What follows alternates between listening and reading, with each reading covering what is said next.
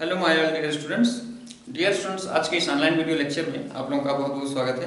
आज के इस ऑनलाइन वीडियो लेक्चर में डियर स्टूडेंट्स हम आपका वेरी मोस्ट इंपॉर्टेंट टॉपिक यहाँ पर डिस्कस करने वाले हैं, जिसका नाम है एक्सीलरेटेड प्योर रोलिंग। ठीक है, एक्सीलरेटेड प्योर रोलिंग।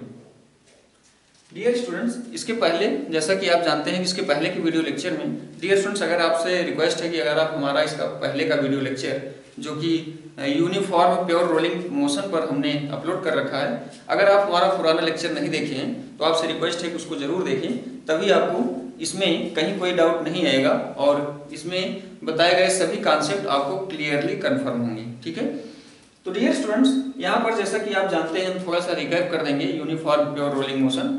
जैसा कि आप जानते हैं कि इसके पहले के वीडियो लेक्चर में हमने आपको बता रखा है कि अगर ये सपोज कर लें कि कोई ऑब्जेक्ट है हमारे पास, कोई रिजिड बॉडी है, अगर यह दोनों टाइप का मोशन कर रही है, एक ट्रांसलेशनल और एक रोटेशनल, तो इन दोनों के सम को हम क्या बोलते हैं? रोलिंग मोशन बोलते हैं। इन दोनों के सम को हम क्या बोलते हैं? रोलिंग मोशन बोलते हैं, है ना। तो डियर स्टूडेंट्स, इसको हम प्योर रोलिंग मोशन कब बोलते हैं? इसको हम प्योर रोलिंग मोशन तब बोलते हैं जब इन दो बॉडी के ये जो रिजिड बॉडी है और ये जो ग्राउंड है, इन दो बॉडी के बिटवीन यहाँ पर जो कांटेक्ट पॉइंट है, ये कांटेक्ट पॉइंट के बिटवीन अगर कहीं रिलेटिव मोशन ना हो, तो इसको हम बोलते हैं यूनिफॉर्म प्योर रोलिंग मोशन। ठीक है डियर स्टूडेंट्स, अगर यहाँ पर हम इसको मैथमेटिकली रिप्रेजेंट करें तो रिलेटिव मोशन ना हो, मतलब VPQ इज इक्वल टू 0, तो VP minus VQ is equal to 0, तो VP is equal to VQ। ठीक है, यहाँ पर VP आपका लीनियर वेलोसिटी होता है, वेलोसिटी ऑफ पार्टिकल P, जिसको हम V से डिनोट करते हैं, और VQ आपका R इंटू ओमेगा होता है। ओमेगा डियर स्टूडेंट्स, यहाँ पर ये जो फिक्स्ड पॉइंट है, ये इस फिक्स्ड पॉइंट से पास होता हुआ जो एक्सिस होता है उसको इंस्टेंटेनियस एक्सिस ऑफ रोटेशन बोलते हैं। इंस्टेंटेनियस एक्सिस ऑफ रोटेशन के थ्रू यह बॉडी प्योरली रोटेशनल मोशन करती है। ठीक है, और इंस्टेंटेनियस एक्सिस ऑफ रोटेशन पर वेलोसिटी ऑफ पार्टिकल्स हमेशा 0 होती है, मतलब पार्टिकल हमेशा रेस्ट में होता है। तो यहाँ से V is equal to R into omega होता है यूनिफॉर्म प्योर रोलिंग मोशन की कंडीशन। ठीक है, तो यूनिफॉर्म प्योर रोलिंग मोशन की condition V is equal to R into omega हम पढ़ चुके हैं। लेकिन यहाँ पर डियर स्टूडेंट्स, आज के इस लेक्चर में हमको पढ़ना है एक्सीलरेटेड प्योर रोलिंग मोशन। ठीक है, तो एक्सीलरेशन डायरेक्ट फोर्स से रिलेशन रखता है, न्यूटन सेकंड लॉ से, इसको आप वेरी क्लियरली जानते हो। तो डियर स्टूडेंट्स, यहाँ पर अगर हम सपोज कर लें इसके टॉप मोस्ट पॉइंट पर अगर हम एक एक्सटर्नल फोर्स F अप्लाई कर देते हैं, तो यहाँ से क्या अब भी अगर हम देखें तो क्या ये रिजिड बॉडी अब भी यूनिफॉर्म प्योर रोलिंग मोशन कर पाएगी? तो आंसर है नो। अगर डियर स्टूडेंट्स इस पर आप इसके टॉप मोस्ट पॉइंट पर एक्सटर्नल फोर्स F अप्लाई कर रहे हो, तो इसमें एक्सेलरेशन प्रोड्यूस होगा, इसकी वेलोसिटी चेंज होगी। ठीक है, इसकी वेलोसिटी चेंज होगी विद रिस्पेक्ट टू टाइम। तो V is equal to R into omega से हम यहाँ से dV by dt is equal to R into D omega by dt कह सकते हैं। ठीक है, तो dV बाई dt यहाँ से आपका एक्सेलरेशन हो जाएगा is equal to R into D omega by dt क्या होता है? अल्फा होता है। ठीक है, तो अल्फा यहाँ पर एंगुलर एक्सेलरेशन होता है ना। तो डियर स्टूडेंट्स, आई होप यहाँ से आपको ये रिजल्ट कंफर्म हो गया होगा कि अगर आप इसके टॉप अपर मोस्ट पॉइंट पर एक एक्सटर्नल फोर्स F अप्लाई करते हो, तो इसमें एक एक्सेलरेशन भी प्रोड्यूस होगा, जिसकी वैल्यू कितनी होगी? R इंटू अल्फा होगी, है ना। तो ये एक्सेलरेशन डियर स्टूडेंट्स अगर जनरेट हो रहा है इस रिजिड बॉडी में, तो इसको आप नॉन यूनिफॉर्म रोलिंग मोशन कहोगे, इसको प्योर रोलिंग मोशन नहीं कह सकते हो, यूनिफॉर्म प्योर रोलिंग मोशन नहीं कह सकते हो। अब डियर स्टूडेंट्स, अगर इतना एक्सेलरेशन इसमें by applying force F generate होगा, तो इस एक्सेलरेशन को कवर करने के लिए, कैंसिल करने के लिए यहाँ पर अगर इसके बाद भी आपको प्योर रोलिंग मोशन करवाना है, यहाँ पर आपका जैसा कि हेडिंग है एक्सेलरेटेड प्योर रोलिंग, तो डियर स्टूडेंट्स अगर यह एक्सटर्नल फोर्स F अप्लाई होने के बाद आपका जो कंडीशन है प्योर रोलिंग मोशन की वह चेंज होकर के क्या हो गई, V is equal to R into omega तो रहेगा ही रहेगा। इसके एडिशन में आपका A is equal to R into alpha condition भी हो जाएगी। ठीक है, तो डियर स्टूडेंट्स इस A is equal to R into alpha condition को नेग्लेक्ट करने के लिए यहाँ पर एक्चुअली में इन दो पॉइंट्स के बिटवीन, इन दो बॉडी के बिटवीन एक फ्रिक्शन फोर्स F भी वर्क करता है। ठीक है, तो एक फ्रिक्शन फोर्स F जो होता है वही एडजस्ट करता है ये जो एक्सेलरेशन इसमें प्रोड्यूस हो रहा है या जो आप एक्सटर्नल फोर्स इस पर F अप्लाई कर रहे हो। ठीक है, तो डियर स्टूडेंट्स यह फ्रिक्शन फोर्स जो एक्ट होता है या फ्रिक्शन फोर्स फॉरवर्ड भी हो सकता है या फ्रिक्शन फोर्स बैकवर्ड भी हो सकता है और यह फ्रिक्शन फोर्स नहीं भी हो सकता है। ठीक है, तो डियर स्टूडेंट्स यह फ्रिक्शन फोर्स कब फॉरवर्ड होगा या फ्रिक्शन फोर्स कब बैकवर्ड होगा या फ्रिक्शन फोर्स इन दो बॉडी के बिटवीन कब नहीं एक्ट होगा, इसकी कंडीशन तो हम अभी मैथमेटिकली भी डिस्कस करेंगे अगेन। तो यहाँ पर डियर स्टूडेंट्स आपको थ्योरेटिकली इतने समझना है कि जब आप F एक्सटर्नल फोर्स इसके टॉप मोस्ट पॉइंट पर किसी पॉइंट पर अप्लाई करोगे तो इसमें जो एक्सेलरेशन जनरेट होगा उसके बाद भी अगर इसको प्योर रोलिंग मोशन कंडीशन में रखना है, प्योर रोलिंग मोशन में कंडीशन में रखना है तो डियर स्टूडेंट्स यहाँ पर ये फ्रिक्शन आपको जरूर इसमें प्रोवाइड करना होगा। ठीक है, अब यह फ्रिक्शन आपको हो सकता है फॉरवर्ड भी अप्लाई करना पड़े, हो सकता है बैकवर्ड भी अप्लाई करना पड़े या हो सकता है नहीं भी अप्लाई करना पड़े। कुछ ऑब्जेक्ट्स ऐसी भी होंगी कि जिसमें आप एक्सटर्नल फोर्स अप्लाई करोगे तब भी वह रोलिंग मोशन करेंगी, उसमें फ्रिक्शन की जरूरत नहीं होगी। वो प्योर रोलिंग मोशन करेंगी, उसमें फ्रिक्शन की जरूरत नहीं होगी। फिर भी उसको हम आगे के सेक्शन में डिस्कस करेंगे। तो डियर स्टूडेंट्स यहाँ से अभी आप केवल इतने समझेंगे कि A is equal to R into alpha एक एडिशनल कंडीशन भी हो जाएगी अगर आप इस रिजिड बॉडी के टॉप मोस्ट पॉइंट पर एक एक्सटर्नल फोर्स F अप्लाई कर देते हो तब। ठीक है, तो आई होप यहाँ पर रिजल्ट आपको क्लियर हो गया होगा डियर स्टूडेंट्स। अब इसके बाद जो है आगे हम यहाँ पर डिस्कस करेंगे। आइए अगर हम यहाँ पर सपोज कर लें कि हमारे पास ये कोई रिजिड बॉडी है और इस पर हमने एक एक्सटर्नल फोर्स F अप्लाई किया है तो डियर स्टूडेंट्स यहाँ से आपका जो F नेट हो जाएगा, F नेट हम सपोज कर ले रहे हैं कि अभी फ्रिक्शन आपका इस डायरेक्शन में वर्क कर रहा है। ठीक है, फॉरवर्ड डायरेक्शन में यहाँ पर फॉरवर्ड फ्रिक्शन वर्क कर रहा है। ठीक है, तो F net is equal to यहाँ से आपको वैल्यू मिल जाएगी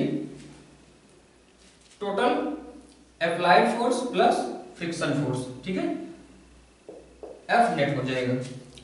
अब यहां से हम एक फार्मूला जानते हैं कि एक्सेलरेशन कितना जनरेट होगा, तो acceleration A is equal to होता है F नेट अपॉन m। तो F नेट ये हो जाएगा F plus F upon m। ठीक है, तो dear students F plus F upon m ये आपका हो गया एक्सेलरेशन। और यहां से ध्यान से देखें तो A is equal to R into alpha भी आपको एक कंडीशन मिली है। ठीक है, A is equal to R into alpha भी कंडीशन है। अब dear students A is equal to यहाँ से F net upon m, F बराबर m A से रिजल्ट लिखे हैं, ये आपको क्लियर ही होगा। अब A is equal to R into alpha हो गया और नेक्स्ट रिजल्ट यहाँ पर जब इस पर F फोर्स अप्लाई करोगे डियर स्टूडेंट्स, ये अगर हम इसका सेंटर ऑफ मास सपोज कर लें इस रिजिड बॉडी का, तो अगर इस पर F फोर्स अप्लाई किए हो तो इसमें टॉर्क भी क्रिएट होगा बाय अप्लाइंग दिस फोर्स। ठीक है, या आप ऐसे भी कह सकते हो कि टॉर्क जो है अबाउट दिस फिक्स्ड पॉइंट, इसको अगर हम C सपोज कर लें तो about this centre of mass जो टॉर्क प्रोड्यूस होगा कितना होगा, टॉर्क ऑफ दिस फोर्स या torque produced by applying this external force F। तो यहां से टाउ इज इक्वल टू आपका हो जाएगा, टाउ इज इक्वल टू होता है I इंटू अल्फा। ठीक है, तो यहां से अल्फा इज इक्वल टू आपका हो जाएगा tau C upon I। Tau C का मतलब डियर स्टूडेंट्स यहाँ पर हम सेंटर ऑफ मास के through, centre of mass point के थ्रू हम इसका टॉर्क यहाँ पर कंसीडर कर रहे हैं। तो टॉर्क ऑफ फोर्स F यहाँ से आपकी वैल्यू हो जाएगी alpha is equal to torque of force F हो जाएगा F minus F into R. यहाँ डियर स्टूडेंट्स ध्यान से देखेंगे, टॉर्क पर हमने एक लेक्चर इसके पहले अपलोड कर रखा है। अगर आपको टॉर्क कैलकुलेट करना नहीं आता है तो आप लोग डियर स्टूडेंट्स उस लेक्चर को जरूर देखें, आपको उसमें पूरे डाउट्स क्लियर हो जाएंगे। ठीक है, तो यहाँ पर आपका F माइनस एफ क्यों हुआ, ध्यान से देखेंगे। F जो है आपका अप्लाइड फोर्स है, अप्लाइड एक्सटर्नल फोर्स, और बाय दिस फोर्स ही यहाँ पर टॉर्क प्रोड्यूस होगा। ठीक है, और हमको बाय अप्लाइंग दिस फोर्स ही टॉर्क यहाँ पर कैलकुलेट करना है। ठीक है, तो torque tau is equal to यहाँ से हमारा F minus F into R हो जाएगा। अब F minus F into R upon I हो गया। ठीक है, तो ये हो गई आपके पास अल्फा की वैल्यू, है ना। अब डियर स्टूडेंट्स यहाँ से हमारे पास तीन इक्वेशन है। ठीक है, एक इक्वेशन आपका ये है, दूसरा इक्वेशन आपका ये है, और तीसरा इक्वेशन आपका ये। ठीक है, तो यहाँ से हम क्या करेंगे कि सबसे पहले यहाँ से हम अल्फा की वैल्यू इसमें हम प्लेस्ड कर देते हैं। ठीक है, अल्फा की वैल्यू इक्वेशन थर्ड से इक्वेशन सेकेंड में प्लेस्ड कर देते हैं।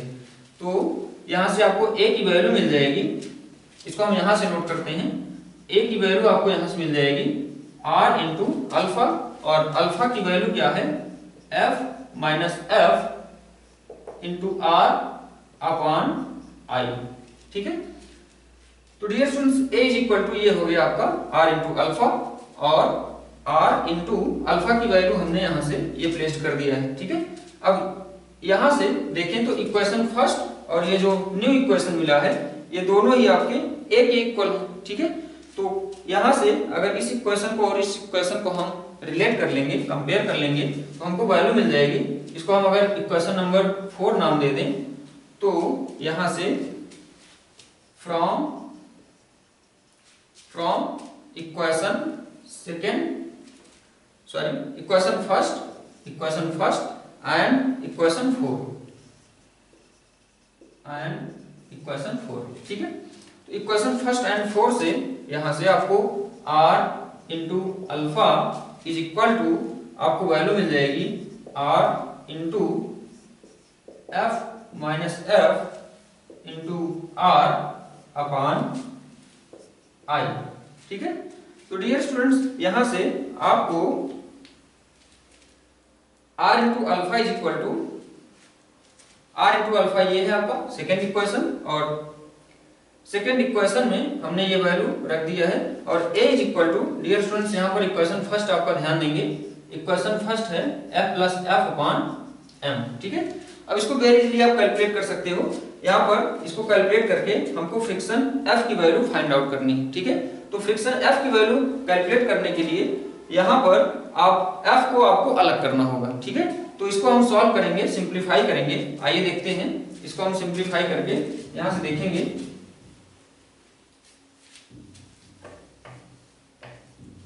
बहुत इजी है आपका, F plus F upon m is equal to r into R square कर देते हैं, तो R square F minus F upon I हो गया। ठीक है, यहां से डियर स्टूडेंट्स हम क्या करते हैं कि इसको हम लिख लेते हैं F upon M plus F upon M. ठीक है, यहाँ पर कैपिटल एफ आपका अप्लाइड एक्सटर्नल फोर्स रिप्रेजेंट कर रहा है, और स्मॉल एफ जो है आपका फ्रिक्शन फोर्स रिप्रेजेंट कर रहा है।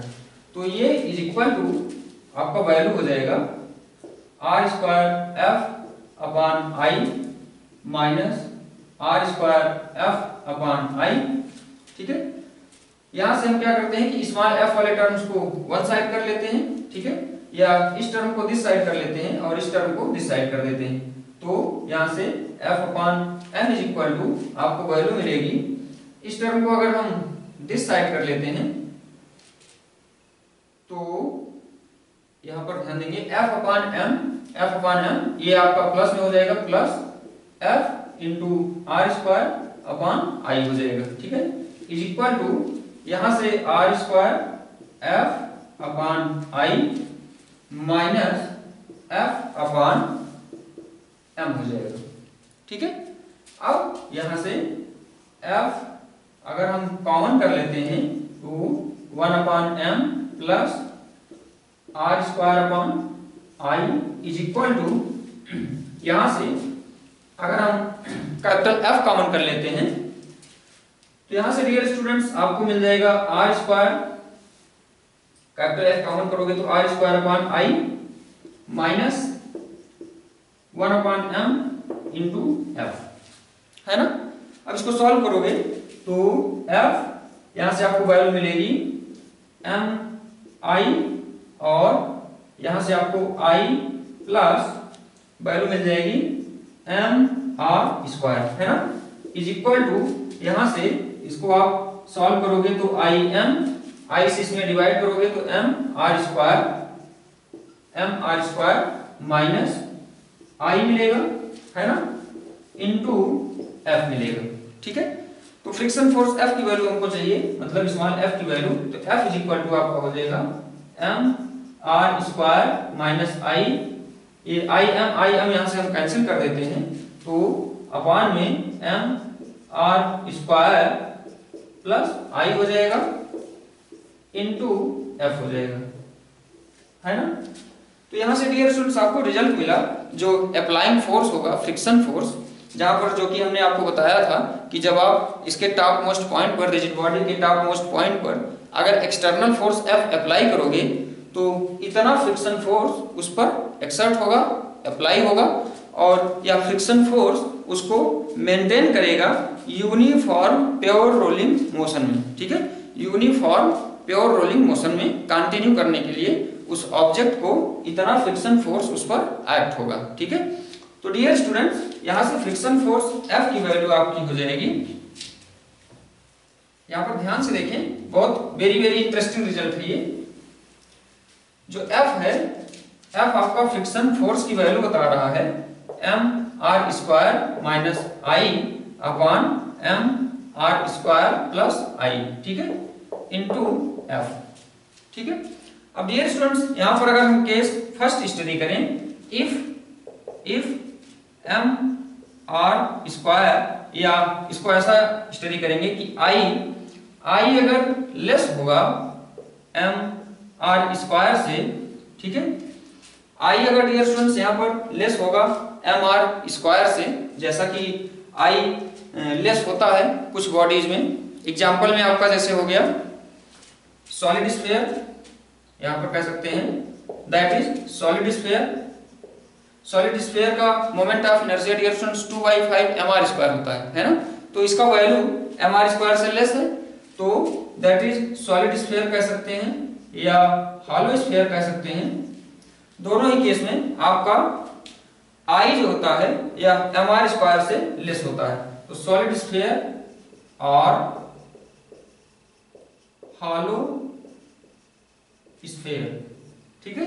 तो सॉलिड स्फीयर या और हॉलो स्फीयर, यहां पर दोनों ही केस में इसका आपका सॉलिड स्फीयर का मोमेंट ऑफ इनर्शिया कितना होता है 2/5 mr स्क्वायर, और हॉलो स्फीयर का moment of inertia 2/3 mr square, तो दोनों का ही moment of inertia mr square से लेस होता है। तो डियर स्टूडेंट्स यहां पर अगर आई आपका mr स्क्वायर से लेस होगा, जैसे यहां पर जो रोलिंग ऑब्जेक्ट थी, अगर उसके प्लेस पर सॉलिड या हॉलो स्फीयर चूज करोगे, सॉलिड या हॉलो स्फीयर ले लोगे, तो यहां पर जो आपका फ्रिक्शन फोर्स होगा वह क्या आएगा, इसकी वैल्यू पॉजिटिव आएगी अगर आई लेस होगा तो, ठीक है।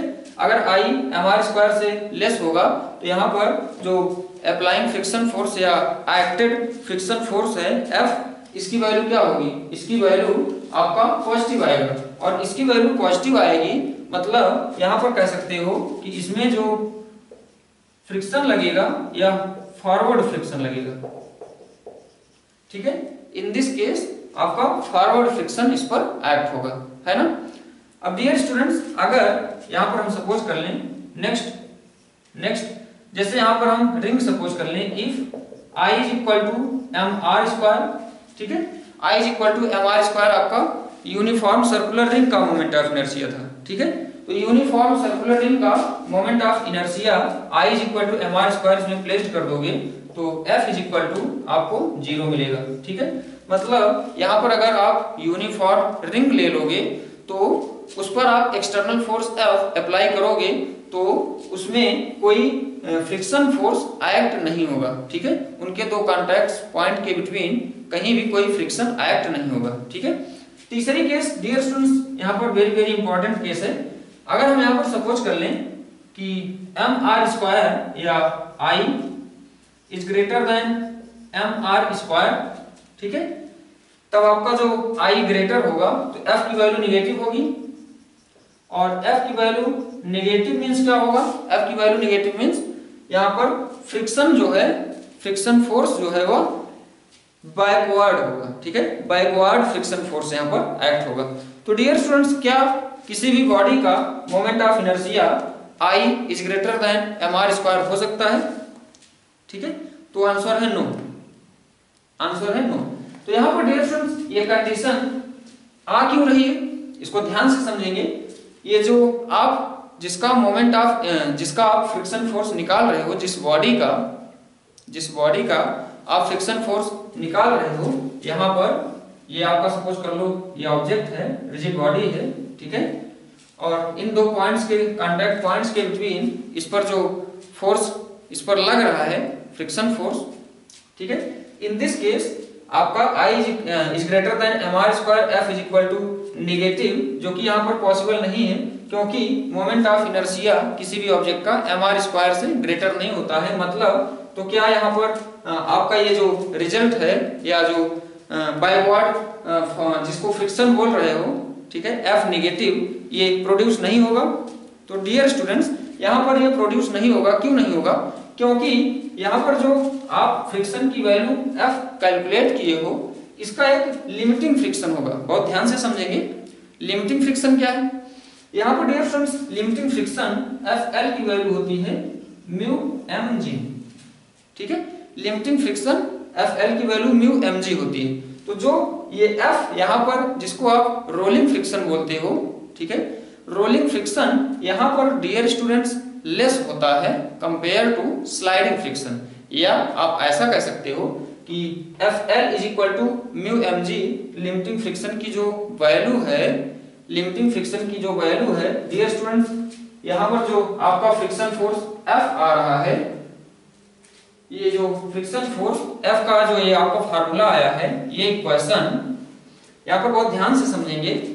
ये जो फ्रिक्शन फोर्स F की वैल्यू आई है, या डियर स्टूडेंट्स लिमिटिंग फ्रिक्शन से कम आई है, अदरवाइज आपकी बॉडी स्लाइड करने लगती, ठीक है। अगर आप लिमिटिंग फ्रिक्शन तो वही होता है कि जब आपका लिमिटिंग फ्रिक्शन वो होता है, वो कंडीशन होती है कि जब तक बॉडी स्लाइड नहीं हो रही, ठीक है, जब तक दो बॉडी है, इन दो कांटेक्ट पॉइंट का जो रिलेटिव मोशन है, अगर उनमें रिलेटिव मोशन नहीं हो रहा है, रिलेटिव मोशन होने वाला होता है, वही वैल्यू आपका होता है लिमिटिंग फ्रिक्शन। तो यहाँ पर डियर स्टूडेंट्स रिलेटिव मोशन ना हो, मतलब स्लाइड ना हो, इसीलिए स्लाइड हो जाएगी तो आपका यहाँ पर प्योर रोलिंग मोशन नहीं होगा, ठीक है। और हम वही चाहते हैं कि यहाँ पर प्योर रोलिंग मोशन हो, ठीक है, प्योर रोलिंग मोशन हो। और प्योर रोलिंग मोशन हो, इसके लिए कंडीशन ये है कि इन दो कॉन्टैक्ट पॉइंट्स के बिटवीन रिलेटिव मोशन नहीं होना चाहिए, ठीक है, रिलेटिव मोशन नहीं होना चाहिए। इसका मतलब जो फ्रिक्शन है, आपका जो फ्रिक्शन F है, इसकी वैल्यू लिमिटिंग फ्रिक्शन से लेस होनी चाहिए, ठीक है। तो आप दूसरे वर्ड में ऐसा भी कह सकते हो कि F जो है, या फ्रिक्शन फोर्स या रोलिंग फ्रिक्शन डियर स्टूडेंट्स, आप इसको दूसरे वर्ड में ऐसे भी कह सकते हो, rolling friction is less than sliding friction,